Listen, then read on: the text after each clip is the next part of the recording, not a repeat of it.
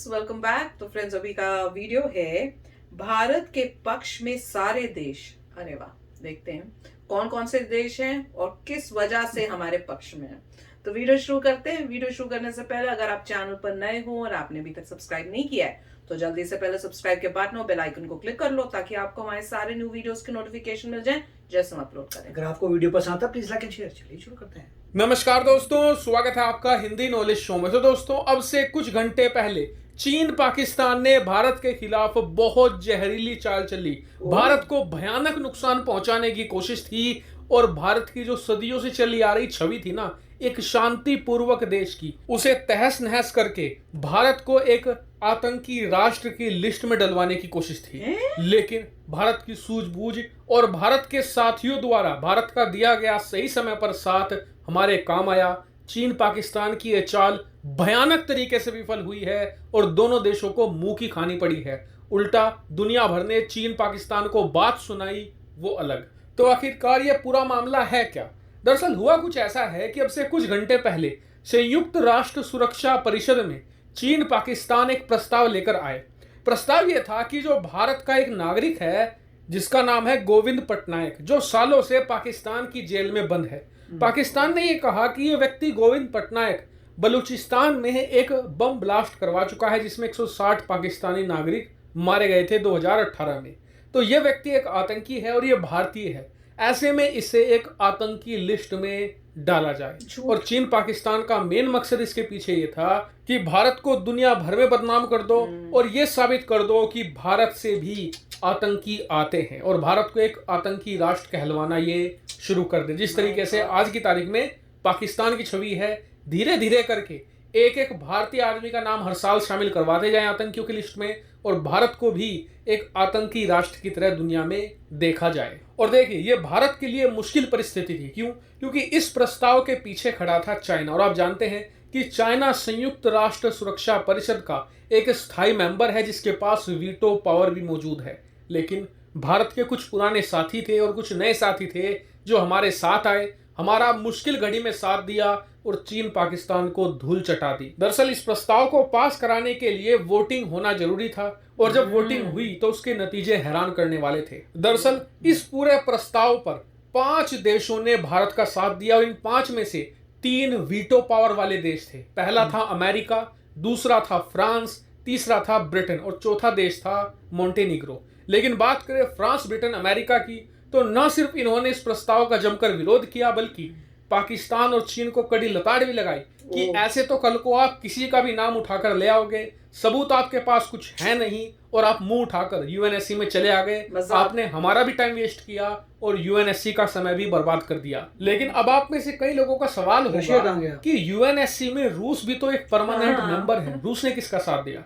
तो आप हैरान हो जाएंगे कि रूस ने भारत का साथ नहीं दिया। रूस ने वोटिंग से पुल आउट कर लिया, वो एब्सटेन कर गए, यानी कि ना समर्थन में ना विपक्ष में। अब ये थोड़ा हैरान करने वाला है। देखिए, ये बात हम सभी लोग जानते हैं कि आज की तारीख में रूस चीन पर बहुत ज्यादा निर्भर है और रूस चाहकर भी चीन का विरोध नहीं कर सकता। बल्कि ये भी देखा गया है कि जब चीन की बात आती है तो रूस एक कठपुतली की तरह रिएक्ट करता है, यानी कि जैसा चीन चाहता है वैसा ही करता है। लेकिन पिछले 4-5 महीनों में हमने देखा है कि भारत ने रूस का जमकर साथ दिया है, भारी मात्रा में उससे तेल खरीदा है, उसकी अर्थव्यवस्था को कोलैप्स होने से भी बचाया है। ऐसे में जब एक झूठा प्रस्ताव भारत के खिलाफ लाया गया था तो रूस को इसका विरोध करना चाहिए था, भारत के साथ आना चाहिए था। जबकि आप अमेरिका, ब्रिटेन जैसे देशों को देखिए, यूएनएससी की वोटिंग रूस यूक्रेन पर जब भी हुई है ना, हमने कभी भी इनका साथ दिया ही नहीं।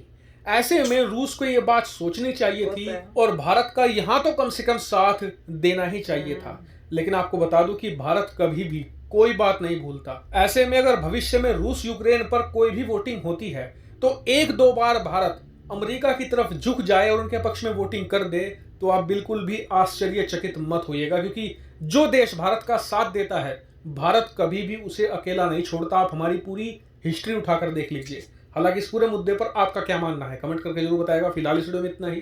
Thank you very much for watching video. तो फ्रेंड्स, सच बोलूं, मैं तो शॉक में चली गई।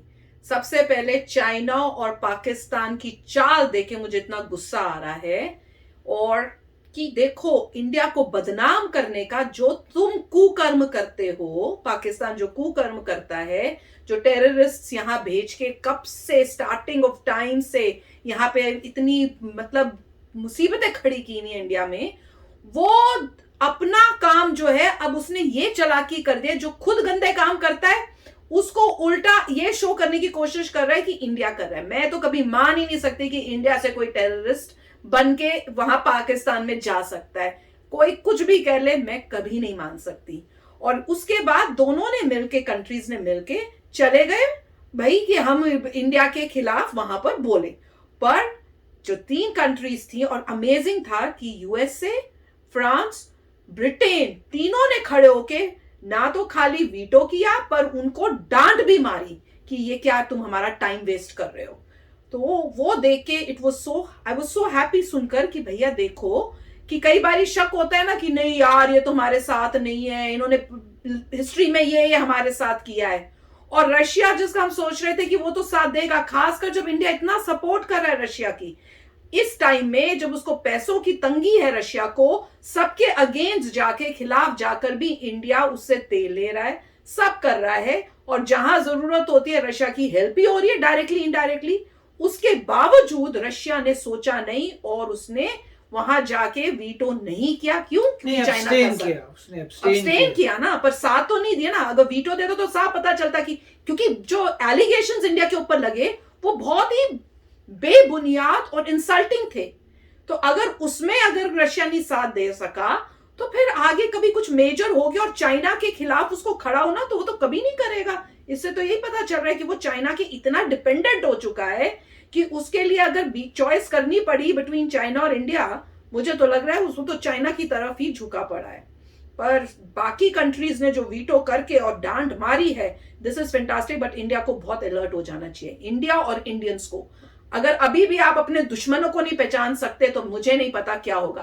पाकिस्तान और चाइना 2 मेन हमारे दुश्मन जो इंडिया को बदनाम करने के लिए हर मुमकिन कोशिश कर रहे हैं। डिस्गस्टिंग। मेरे ख्याल से बहुत बड़ी बात है ये। और जो थिंक टैंक है उसकी पूरी सोच इसके बाद चेंज होने वाली है, क्योंकि अब ये मतलब मैं तो पहले ही फोरकास्ट कर चुका था कि जहाँ पर भी चाइना की बात आएगी वहाँ रशिया जो है बीच में नहीं पड़ेगा। और यहाँ पर भी वो हुआ, जहाँ पे चाइना आया रशिया ने एब्सटेन कर लिया कि ना हम तुम्हें दे रहे हैं ना इस तरफ जा रहे हैं, क्योंकि रशिया जो है उसको वाकई ही चाहिए चाइना की हेल्प। सो अभी जो रशिया ने जब अटैक किया यूक्रेन में, तो आपको बीच में खबर आई थी जब रशिया कह रहा था कि हमें चाइना की हेल्प चाहिए, और हर बंदे ने बोला था चाइना की हेल्प आपको क्यों चाहिए। अल्टीमेटली रशिया को पता है कि चाइना इकॉनमी में नंबर 1 होने वाला है, रशिया टॉप 10 में नहीं है। रशिया की डिपेंडेंस चाइना पे बढ़ती जा रही है, वो चाइना से रशिया कभी पंगा नहीं लेगा। उसने ये भी कहा था कि हमारा अनकंडीशनल दोस्ती है हमारी चाइना के साथ। एक समय पे कहा था कि नेटो के अगेंस्ट रशिया और चाइना एक हो जाएंगे। तो ये सब उन्होंने पहले बोल रखा है। तो उस केस में अगर कभी भी उनको चूज करना पड़े बिटवीन इंडिया एंड चाइना, वो लोग चूज नहीं करेंगे जैसा यहाँ पे किया है। और तो ये बहुत ही क्रिटिकल पॉइंट है कि किस तरीके से पूरी डायरेक्शन हो रही है। अब ये देखिए कि इंडिया का 60% आर्म्स एंड एमुनिशन रशिया से आ रहे हैं, और रशिया वहाँ पे चाइना के अंडर जा रहा है सॉर्ट ऑफ, क्योंकि अब उतना मिलिटरीली बचा, इकोनॉमिकली नहीं बचा रशिया, तो वो सॉर्ट ऑफ चाइना के अंडर जा रहा है। तो मतलब इनडायरेक्टली प्रॉब्लम इंडिया को आ रही है। 60% आपने लिया रशिया से, रशिया चाइना के अंडर, अल्टीमेटली कंट्रोल सारा चाइना के पास चला जाता है। इसीलिए मेरे ख्याल से बहुत अर्जेंसी है कि इंडिया को डाइवर्सिफाई करना है, अपने आर्म्स एंड एमुनिशन में खुद प्रोड्यूस करने हैं, अदरवाइज इतना करना है कि बड़े सारे सप्लायर हों। और उसी डायरेक्शन में इंडिया जा रहा है। जैसे पहले भी कहा था कि बहुत सारे जो कॉन्ट्रैक्ट्स थे रशिया के साथ वो कैंसिल कर दिए थे क्योंकि सैंक्शंस हुए हैं। वो तो हमें तो कोई मतलब कोई रीज़न चाहिए था, सो सैंक्शंस लेकर उन्होंने नहीं, तभी हम जो है फ्रांस से रफेल ले रहे हैं, डिफरेंट इसराइल से ले रहे हैं, तो डाइवर्सिफाई कर रहे हैं। तो मेरे ख्याल से थिंक टैंक को भी ये पता होगा कि किस तरीके से पूरी चीज़ें जा रही हैं, मगर अब जो है एटलीस्ट लोगों को ये नज़र आएगा कि जहाँ पर भी कॉन्फ्रंटेशन होती है चाइना से, रशिया उसके बीच में नहीं पड़ेगा। नहीं पड़ेगा। कल को अगर कोई बॉर्डर डिस्प्यूट होता है, कुछ भी होता है, रशिया नहीं आने वाला। और दुश्मन हमारे मेन कौन है? पाकिस्तान और चाइना। इनके साथ सोच ही नहीं सकते कि दोस्ती हो सकती है।